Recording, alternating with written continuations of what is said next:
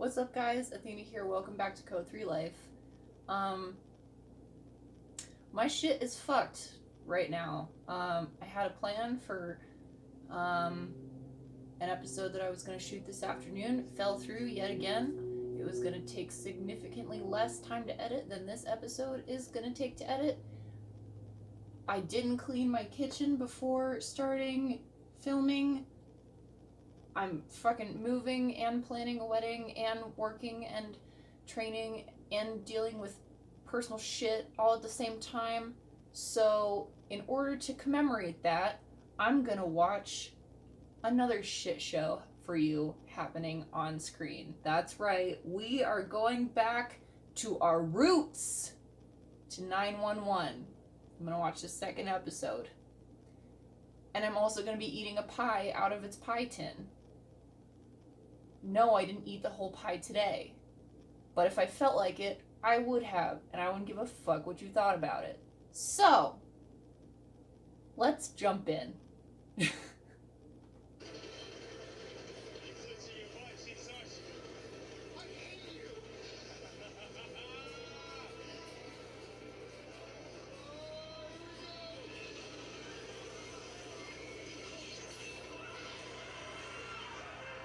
Oh, there he goes. 911, what's your emergency? Oh my god, some guy just got thrown off the roller coaster. He's just lying on the ground. He's not moving. Send an ambulance. Send an ambulance? Bitch, don't tell me what to do. I'm a dispatcher. I do what I want. Also, happy dispatcher week. I think we just got out of that. So, shout out to all my dispatchers out there. Oh no! We came in at the wrong angle. I would have you climb up there, harness him in, and hang tight while we move the truck. You think you can handle that? Oh yeah.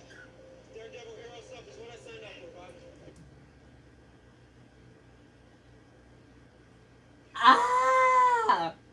I'm sorry, I just felt my soul leave my body. Daredevil hero stuff is what I signed up for. Well, sit your ass down, son, because that's not what you're doing. Ever. Almost ever. Oh my god, how many fucking times? We're starting out so strong here, you guys.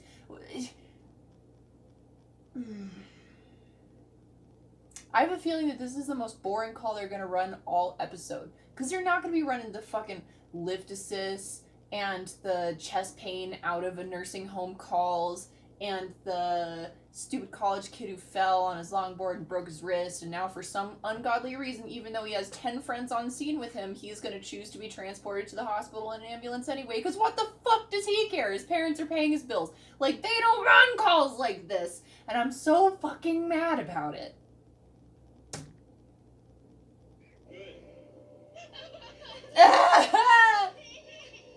Good. Stay calm! Calm down! Relax. I need you to breathe. I need you to keep as still as possible. Stay safe. Everyone off this ride safe. Well, except for the guy who fell. Hey, what's your name, man? Devin. All right, Devin. Well, hang on, brother. Okay, I'm just curious. For those of you who think that this is a possibility. These are all rhetorical questions.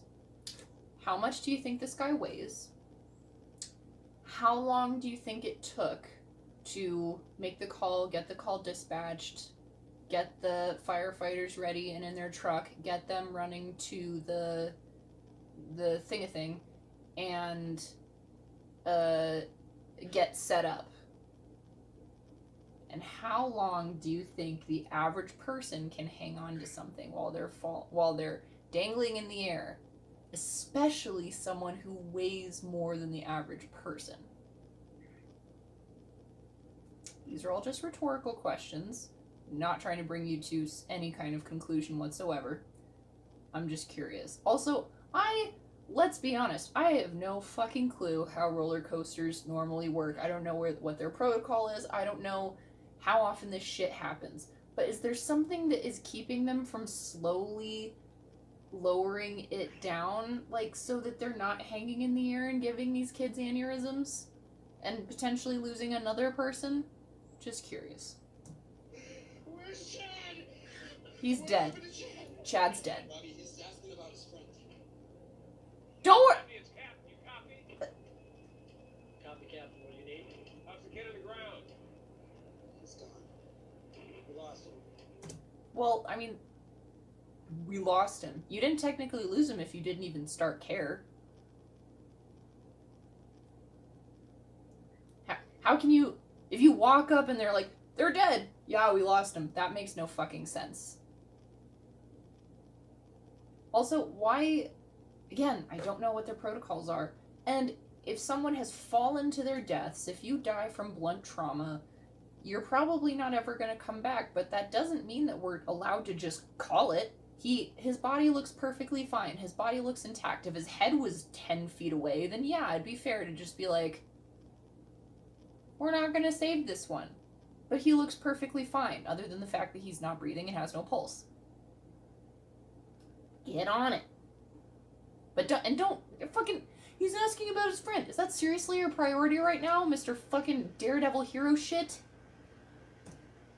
Alright, I don't need the people up there seeing that. Do me a favor. He survived, right? Put him on a gurney. You know the drill. Copy that.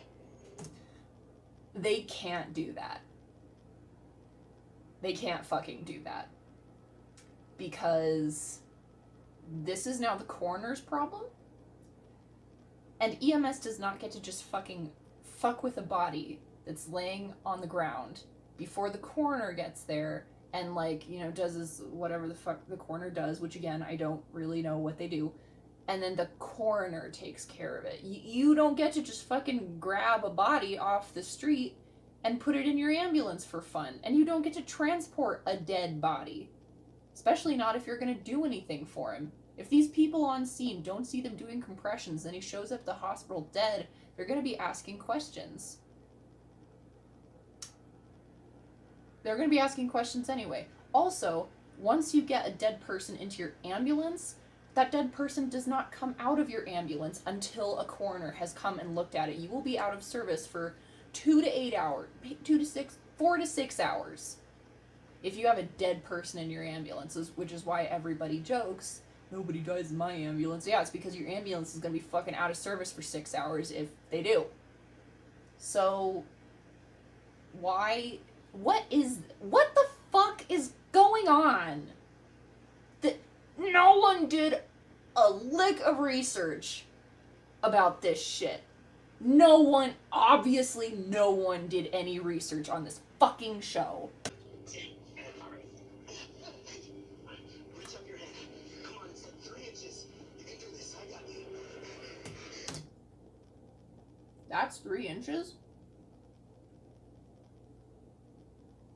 I think that's the first time I've seen a firefighter or a regular man underestimate how long a certain distance is.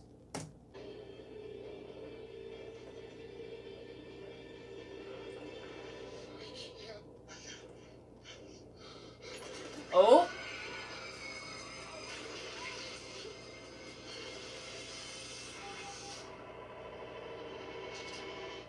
Cheery. But it's also parenthood, because when we take the uniform off at the end of the day, it symbolizes letting go. All the sad, crazy, inhumane things we've seen that day. I see his face every time I close my eyes. Okay, could we get fucking a little bit more... Who wrote this? I see his face every time I close my eyes. Okay, who hasn't heard that on one of these shows? Thank you. You are a beautiful genius.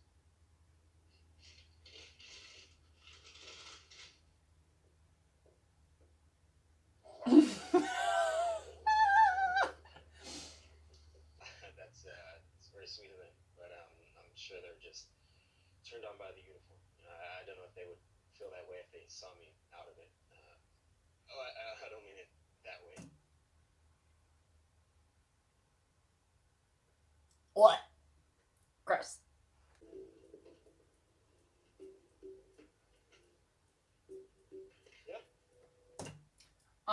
Okay, okay.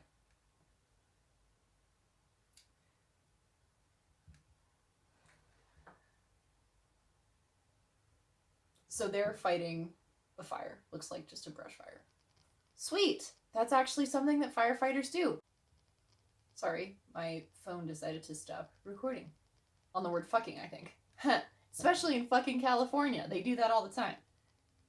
But did you see his face? It was all covered in soot because he's just like, is that pretty? So if his face is covered in soot, that means that he's been breathing in soot.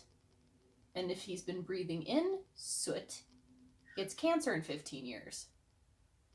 So he should be wearing his respiratory protection shit. Why are they... Anybody who tells you that losing someone doesn't affect them is lying.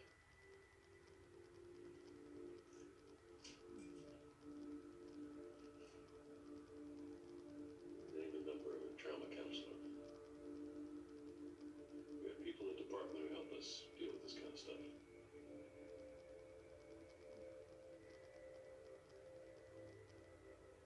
Don't have to talk to me, but you do have to talk to someone. That's a really important scene.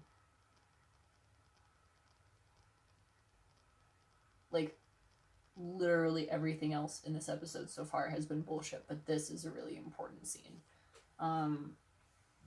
Some systems do have that. We have that, where they have like trauma therapists and EMDR specialists and hypnotism specialists and all this stuff who work with the system and will take anybody who works with them, no questions asked, usually for free. And it's really, really helpful because it is kind of hard to talk to your buddies if your buddies are kind of blowing you off and saying, hey, everything's fine, and you're afraid to lose face in front of them.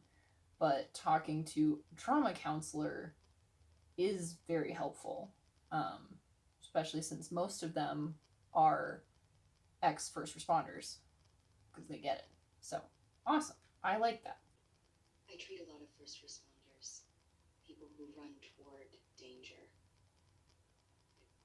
Maybe there's something you're running from as well. What is it?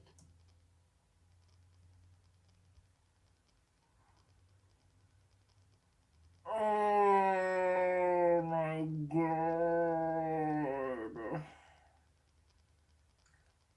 Have the people who wrote this ever been to therapy? What? Oh my god. People who run towards danger, but I sense you're running from something. Fucking excellent, Freud. How'd you figure that shit out? Because nobody who walks down the street is running from anything at all in their past because they've never been through anything that they'd rather not think about.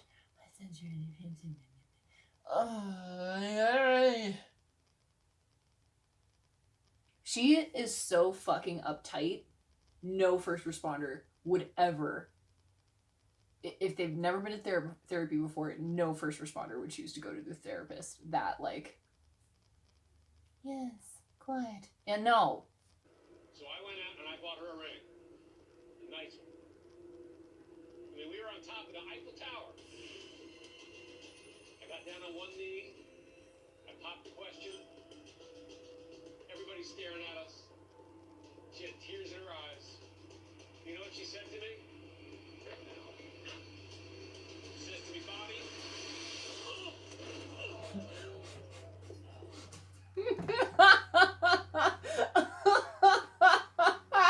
That's real.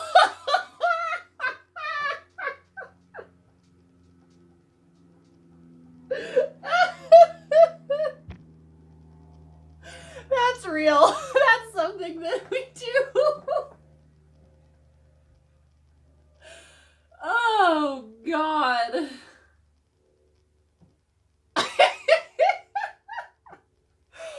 Oh my god, that was so funny.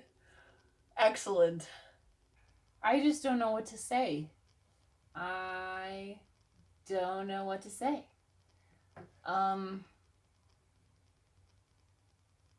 This is so bad, and it's like, it's beyond bad. It's like passing on bad messages about what first responders do kind of bad. It's, oh my god. What we need is media that portrays first responders, not in a way that's necessarily accurate, but like accurate in the spirit of things, you know? I'm probably gonna watch a couple more, let's be honest. Not, I mean, at this point, I know that I'm just not going to enjoy most of what I watch because most of what I watch is horrendous, but because it gives me just so much fodder. I wish I could figure out, like, the code that they're following in this show for how first responders operate. If it was consistent, even, that would be okay. But it's not. So, yeah. Anywho, that's what I've got for you guys. I hope you guys enjoyed that. I hope life is going well for you. And, I really hope that I can see y'all next week. This video is gonna, is coming out, late, but, I'm gonna be editing it tomorrow and putting it up tomorrow, so Friday. Anywho, always good to talk to you guys, and I will see you out there.